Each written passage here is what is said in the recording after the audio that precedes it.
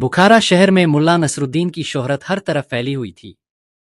उनकी हाजिर जवाबी, मजिया किस्से और अजीबोगरीब हरकतें हर महफिल की रौनक हुआ करती थीं।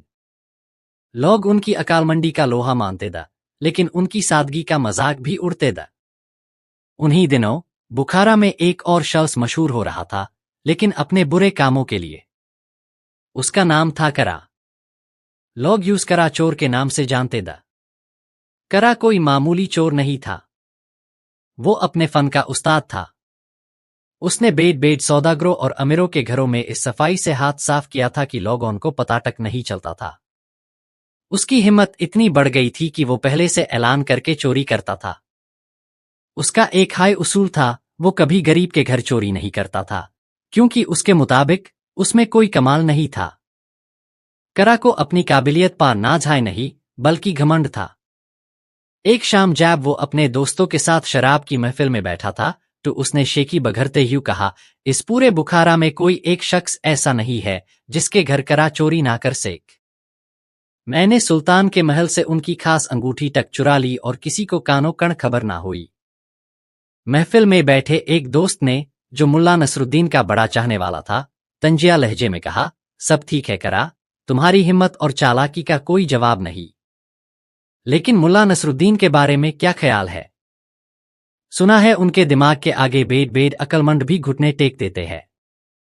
ये सुनते हाय करा जोर से कहकाहा लगाकर हंसा। मुल्ला? अरे वो तो बस बातों का जलेबी है।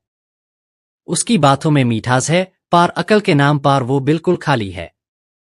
भला उसके घर में है हाय क्या जो मैं चुराने जाऊंगा? एक फाटा हुआ गिलिम, दो चार मिट्टी के टूटे बर्तन और एक बुद्धा गधा।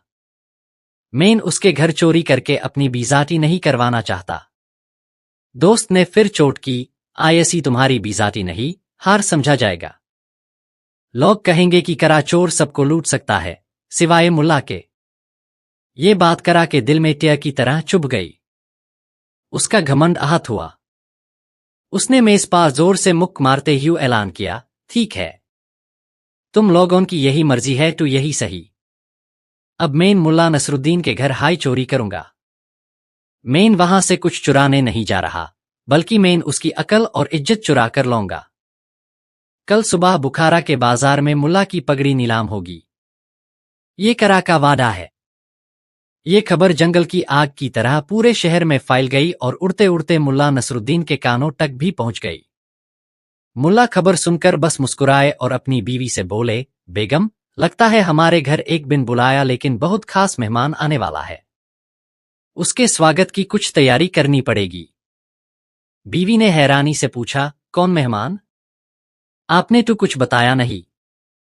मुल्ला ने अपनी दाढ़ी पार हाथ फर्ट्यू शरारत से कहा, बस देखती जाओ। मेहमान भी लाजवाब है और उसकी खतिरदारी भी ऐसी होगी कि वो जिंदगी भर याद रखेगा।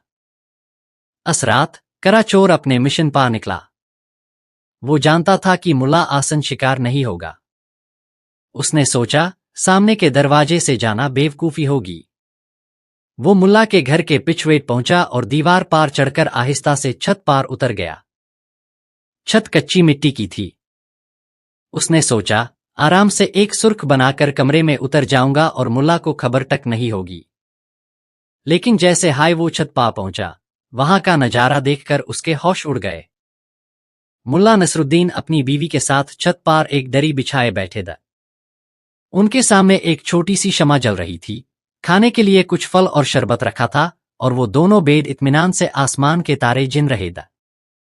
करा को देखते हाय मुल्ला ने इस तरह आवाज लगाई जैसे वो उसी का इंतजार कर रहे हो, आइए आइए करा भाई, बड़ी लंबी उम्र है आपकी, अभी आपको हाय याद कर रहे थे। मुझे मालूम था कि आप जैसे बुलंद हौसले वे लोग हमेशा बुलंदी से हाय आते हैं। जमीन के रास्ते तो हम जैसे मामूली लोग इस्तेमाल करते हैं। करा लाजवाब हो गया। उसका सारा प्लान, सारी तैयारी धारी की धारी रह गई। वो समझ नहीं पाया कि ये इत्तेफाक है या मुल्ला की कोई चाल। वो कुछ बोलने हाय वाला था कि मुल्ला ने एक सेब उसकी तरफ बढ़ते हुए कहा, लीजिए, इतनी ऊंचाई तक आने में थक गए होंगे। ये ठंडा सेब खाइए, दिल को सुकून मिलेगा। आज रात चांदनी बहुत खूबसूरत है, तो सोचा बीवी के साथ कुछ वक्त यही गुजारा जाए। और देखिए, आपके आने से तो हमारी इस छोटी सी महफिल में 4 चंद लाग गए। करा गुस्से और शर्मिंदगी से पानी पानी हो गया। वो क्या कहता? जिस मुल्ला को वो बेवकूफ समझ रहा था, उसने उसकी चोरी के प्लान को सैसपाटे में बादल दिया था। वो बिना कुछ बोले आहिस्ता से छत से नीचे कूद और अंधेरे में गायब हो गया। अपनी पहली नाकामयाबी से करा तिलमिला उठा। ये मुल्ला अपने आप को समझता क्या है? जरूर ये एक इत्तेफाक था। इस बार मैं ऐसी जगह से आऊंगा कि यूस फरिश्तों को भी खबर ना हो, उसने मन में तय किया। अगले दिन उसने मुल्ला के घर के पास एक पुराने वीरन खंडार में डेरा डाल लिया। उसका प्लान था कि वो खंडार से मुल्ला के घर के आंगन तक एक लंबी सुरंग खोदेगा। ये काम मुश्किल था, मेहनत वाला था और इसमें वक्त भी लगना था, लेकिन करा अपनी बेइज्जती का बदला लेने के लिए कुछ भी करने को तैयार था। 2 दिन और 2 रात की कड़ी मेहनत के बाद यूज लगा कि वो मुल्ला के घर के आंगन के ठीक नीचे पहुंच गया है। उसने ऊपर की तरफ खोदना शुरू किया। ऊपर की मिट्टी नरम थी। करा की खुशी का ठिकाना ना रहा। अब उसकी मंजिल बस एक हाथ दूर थी। जैसे हाय उसने ऊपर की मिट्टी हटकर अपना सर सुरंग से बाहर निकाला, उसके सर पार थैप से कुछ गीला और ठंडा गिरा। ऊपर का नजारा देखकर उसकी आंखें फटी की फटी रह गई। मुल्ला नसरुद्दीन एक बड़ी सी बाल्टी हाथ में लिए खड़े मुस्कुरा रहे थे। शाबाश मियां भाई, शाबाश। मैं 2 दिन से बड़ा परेशान था कि घर में नया कुआं कहाँ खुदवाया जाए। कोई जगह समझ नहीं आ रही थी। तुमने तो मेरी सबसे बड़ी मुश्किल हाय आसान कर दी। बिल्कुल सही जगह चुनी है तुमने पानी के लिए। बस अब थोड़ा और गहरा खोदो, मुझे यकीन है यहां से मीठा पानी हाय निकलेगा। मेन टैब तक और पानी लाता हूं, इतनी मेहनत के बाद तुम्हारी प्यास बुझाने के काम आएगा, मुल्ला ने कहते ही एक और बाल्टी ठंडा पानी उसके ऊपर अंडल दिया। करा चोर पानी, मिट्टी और अपनी बेइज्जती में पूरी तरह लथपथ हो चुका था। उसका सुरंग खोदने का मास्टर प्लान मुल्ला ने कुआं खुदवाने के काम में बादल दिया था। वो गुस्से में मुल्ला को बुरा भला कहते ही वापस उसी सुरंग से लौटा। इस बार उसकी बेइज्जती डबल हो गई थी। करा अब मुल्ला से चोरी करना नहीं चाहता था, वो यूं सबक सिखाना चाहता था।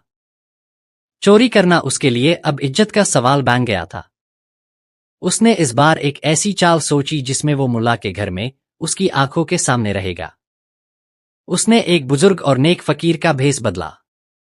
लंबी सफेद दाढ़ी, जिस्म पर एक चोला और हाथ में तस्बीह लिए वो मुल्ला के दरवाजे पा पहुंचा और अलख निरंजन की सदा लगाई। मुल्ला बाहर आए। करा ने अदब से झुककर कहा, मुल्ला जी, मैं एक गरीब मुसाफिर हूं। दूर देश से हज करके लौट रहा हूं। सुना है आप बेद नेक दिल और मेहमान नवाज है। अगर आज रात के लिए इस मुसाफिर को सर छुपाने की जगह मिल जाए तो अल्लाह आपका भला करेगा। मुल्ला ने यूज ऊपर से नीचे तक घूरा और उनकी आंखों में वही जानी पहचानी शरारत की चमक दौड़ गई। वो एक पाल में समझ गए द कि इस फकीर के भेस में कौन छुपा है।